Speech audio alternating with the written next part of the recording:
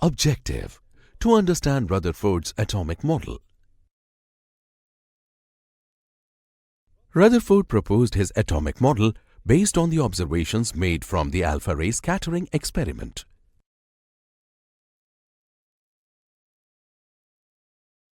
Alpha particles emitted by radioactive substances were used in this experiment.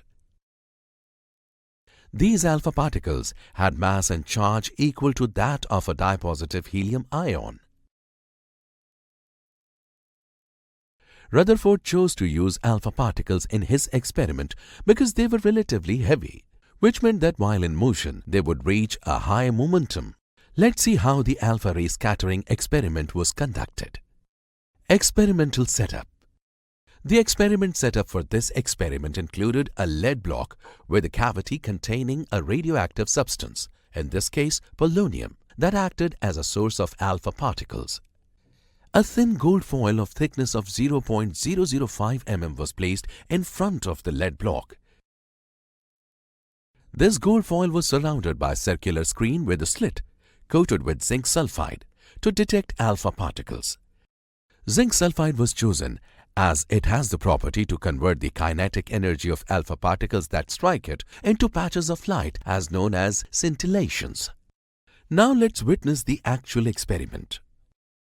Alpha rays are allowed to pass through the slit and made to fall on the gold foil.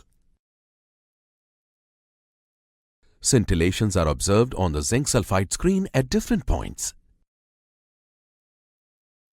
Let's understand why this happens. Observations and conclusions from the experiment were: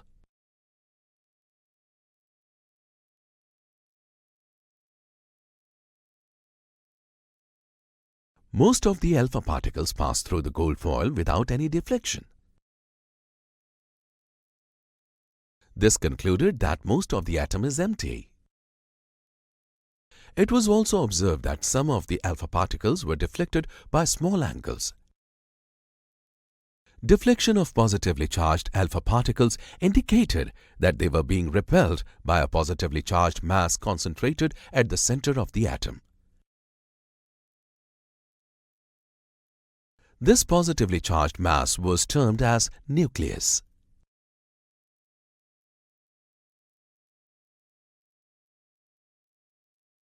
It was also observed that very few alpha particles, that is 1 in 20,000, were deflected backwards through an angle of 180 degrees. This indicated that in comparison to the volume of the atom, the volume occupied by the nucleus is very small. Based on these observations and conclusions, Rutherford proposed his atomic model. Let's discuss the postulates of the model. The first postulate states that atoms are spherical in shape and mostly hollow. The second postulate states that the entire mass of the atom is concentrated at its center, which is hard, rigid, and called the nucleus. Rutherford's model is also known as the nuclear model, as it explained the presence of nucleus in an atom for the first time. The next postulate states that the size of atom is 10 power 5 times more than that of the nucleus.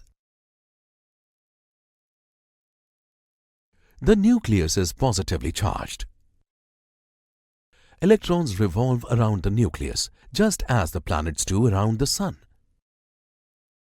Hence, this model of the atom is also known as planetary or solar model of atom.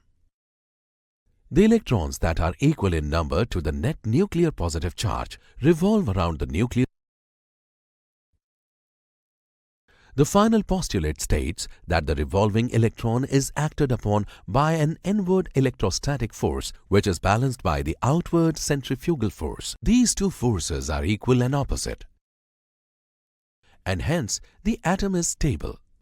Rutherford's atomic model, however, were not without drawbacks. Let's examine them.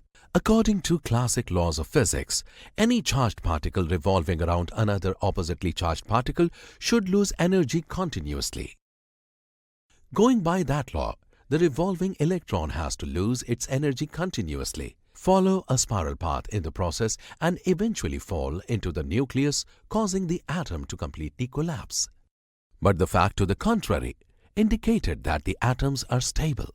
The other point that proved the non-performance of his model was that if the electron was to lose energy continuously, the atomic spectra should be a continuous band.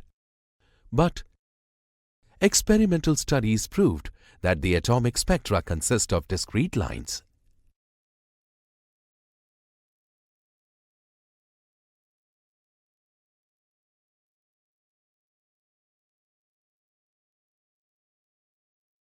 Let's summarize what we have learnt.